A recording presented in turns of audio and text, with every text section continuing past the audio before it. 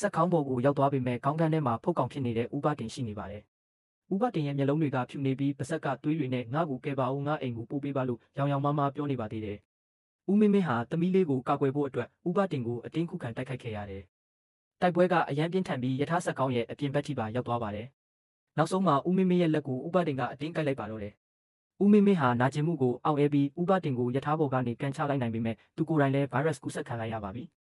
သူကူးစက်ခံရပြီဆိုတာသိလိုက်တဲ့အချိန်မှာမျက်လုံးတွေကတဖြည်းဖြည်းဖြူလာနေပါပြီ။သူဟာသမီးလေးစုစုကိုနောက်ဆုံးနှုတ်ဆက်စကားပြောခဲ့ပြီးမနှင်းကိုမနှင်း